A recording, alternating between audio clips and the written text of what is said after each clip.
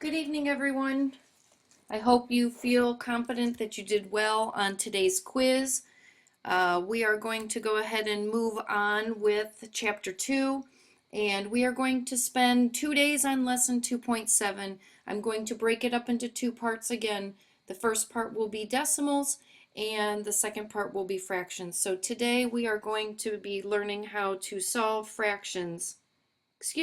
We are going to learn how to solve equations with decimals in them.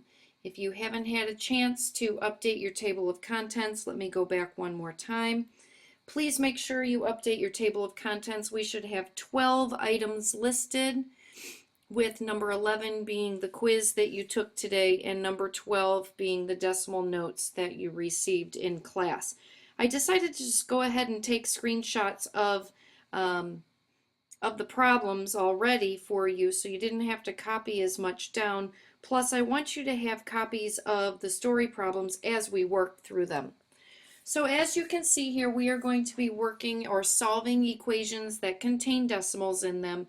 And so we just need to go ahead and remember how to solve equations if they had whole numbers in them. And we're going to do the same exact steps or processes today with our decimals. In our first example, our problem is m plus 4 6/10 is equal to 9.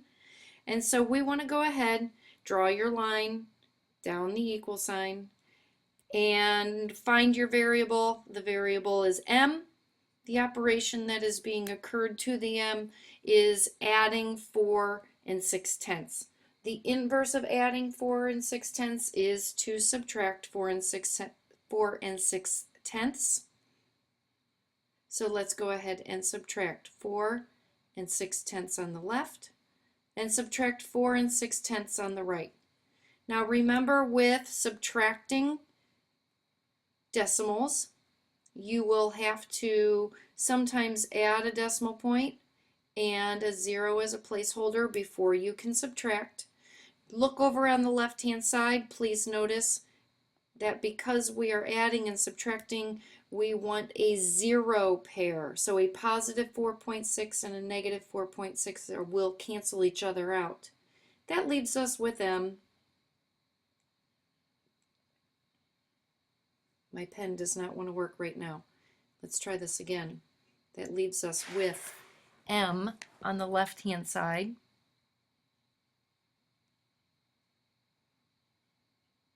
And let's just go ahead and move over to the right hand side. Let's take a look here. The two numbers that I have, are the signs the same or are they different?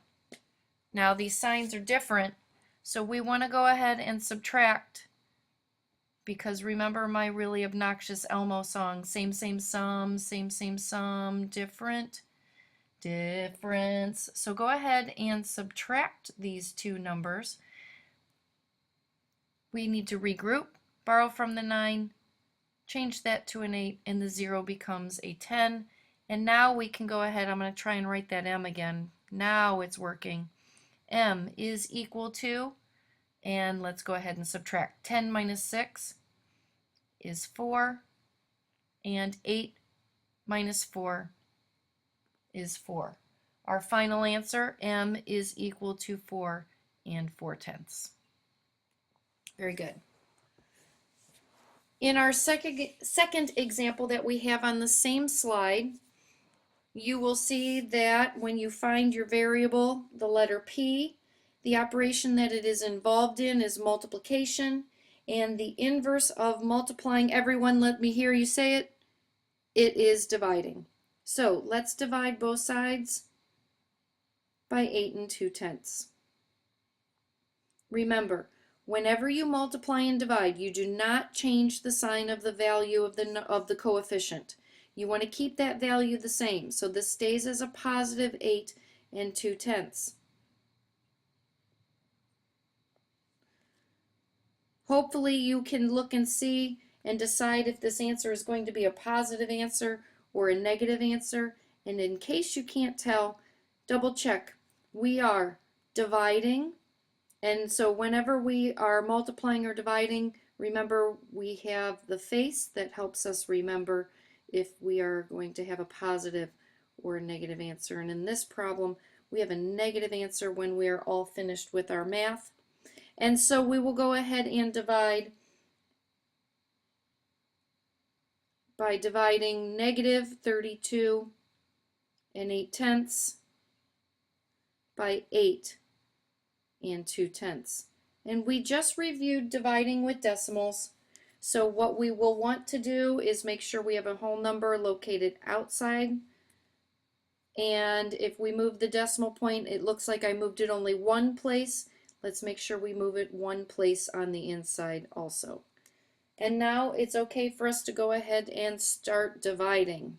Notice I bumped up that decimal point before I divide. 82 does not divide into 3. It does not divide into 32, but it will divide into 328. I'm going to give you a minute, see if you can think about it, figure out what value that is going to be.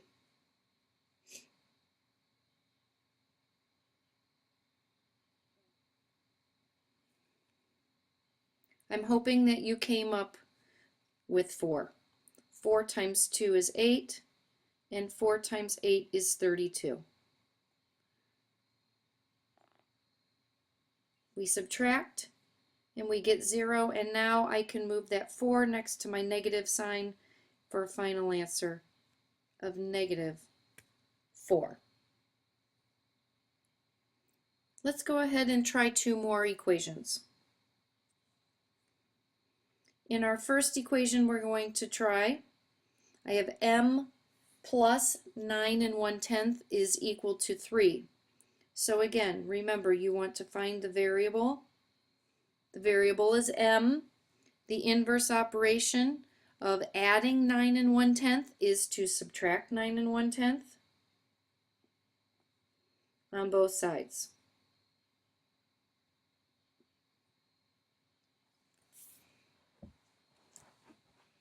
Now, when I try to subtract,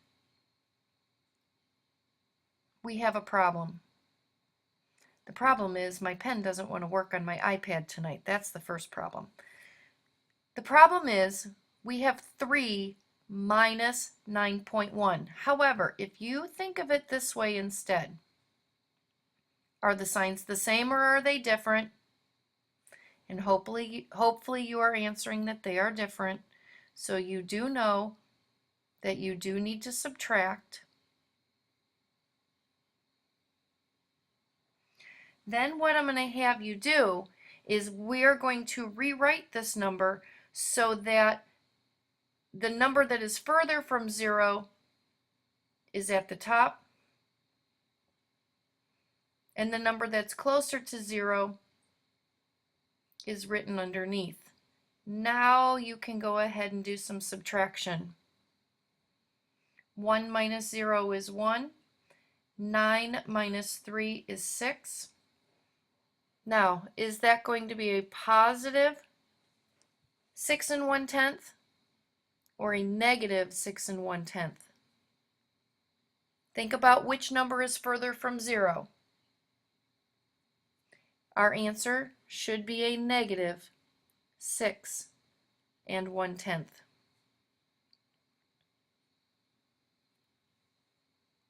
Our next equation, we have the value of x being divided by 1 2/10, and that is equal to 15.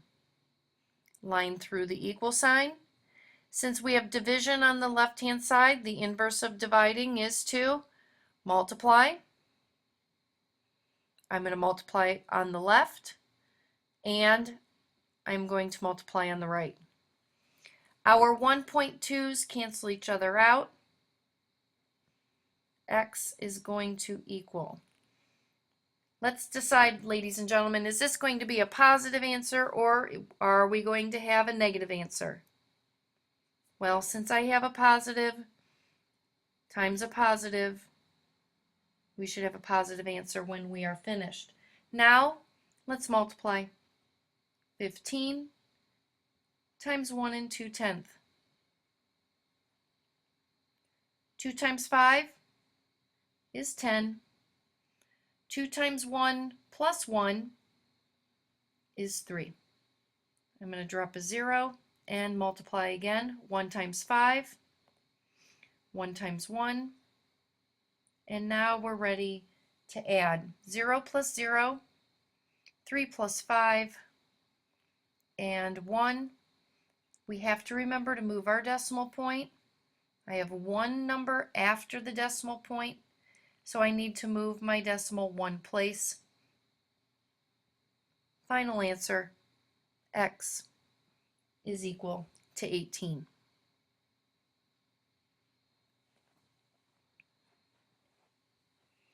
We will do more equations in class tomorrow together to make sure that we are applying our integer rules and that everybody understands what the equations should look like. Now, let's try a few story problems. Flip your notes over. Here's our first story problem that we are going to work on. Daniel filled the gas tank in his car with 14.6 gallons of gas. He then drove 284 7/10 miles before needing to fill up his tank with gas again. How many miles did the car get to a gallon of gasoline? Now, read this last sentence again. How many miles did the car get to a gallon of gasoline? That means our final answer must be written with a label of miles per gallon. What operation is that? Look at my label that I have, miles per gallon. What operation is that being represented? Miles per gallon. Since it's a fraction, that means that operation is division. So I need to solve this problem using division. What's the inverse of dividing? The inverse of dividing is multiplying, and that is how we are going to write our equation. We know the first piece of information is that Daniel filled the gas tank with 14.6 gallons of gas. I'm going to start with that value because that's how much gas he has. Remember, we are trying to find miles per gallon, and so I need my variable. I'm going to use x. The second piece of information I know is once he filled up that gas tank, he was able to drive 284 miles, or 284 7/10 miles before he had to fill up his gas tank again. If you see, we have an equation that involves multiplying, and when we are solving this equation to get our answer, we will divide. So dividing both sides by 14.6. Now I'm hoping that I can fit all of the math into or on my iPad. Let me squeeze this miles per gallon up, and we'll cross our fingers that I can get all of this math on the iPad. So let's set the problem up. 284 7/10. We are going to divide that by 14 6/10. Make our numbers whole number on the outside. I move it once. I need to do the same thing inside. Move your decimal point up. Now we can start. 146 does not go into 2, does not go into 8, but it will divide into 284. I will give you just a quick second to decide how many times. That is only going to go in once. 1 times 146 is 146. And when we subtract, 138, and don't forget to bring down the 7. Now we have to divide 1,387 by 146. It's going to be a large number. And that number is 9. I'm hoping that you came up with that before I told you the answer. 9 times 6, 54. I need to put a 4 there, not a 5.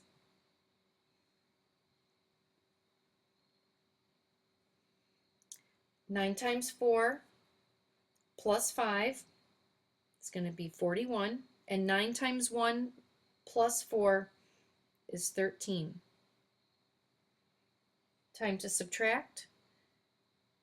We get 73. Now I'm not done.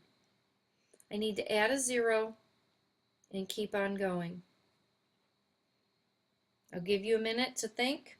Well, maybe not a minute, but I'll give you some time to think about how many times can 146 divide into 730. I'll give you a hint. It will divide evenly.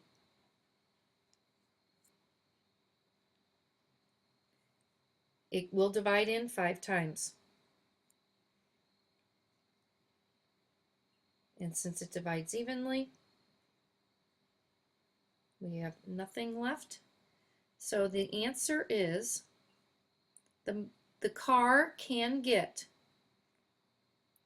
19.5 miles for every 1 gallon that is in its gas tank.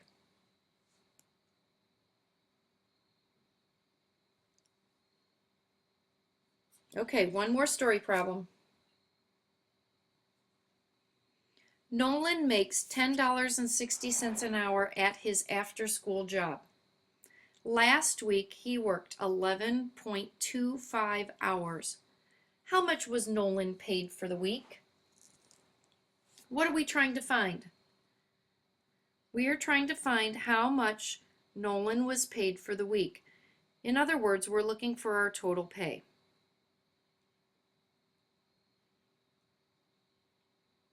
If you take your total pay and you divide it by your hourly wage,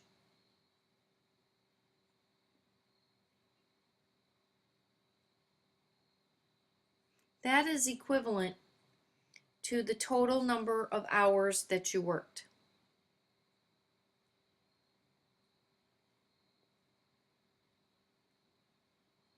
Well, let's take the values that are in this problem and substitute them in for the equation that I just wrote.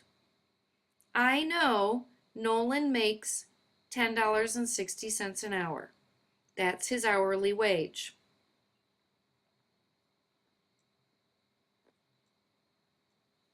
I also know that he worked 11 and 25/100 hours. That is his hours worked. We are trying to find out what his total pay is.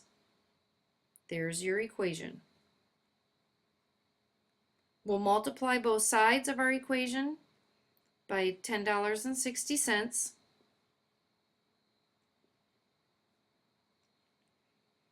And notice these are going to cancel each other out because we are multiplying. That needs to make equivalent to 1. Off to the side, would you go ahead and multiply 11 and 25/100 times $10.60? I unfortunately do not have enough room. I've written way too big tonight. I'll give you a minute.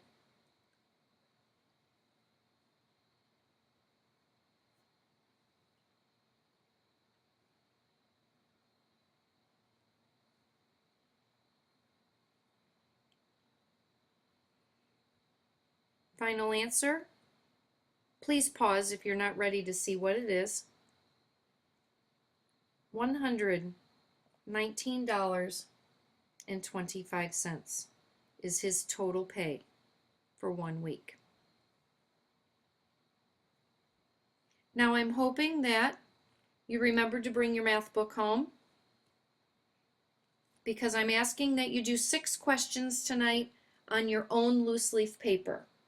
Now, if you left your book at school, The website that you will access to get your textbook online is myhrw.com. Please notice I did not put a www in front. Do not do that. The username to access the book is AJHMath8, and the password is Comet. We will review solving equations with decimals tomorrow in class, and I hope everybody has a great night. See you tomorrow.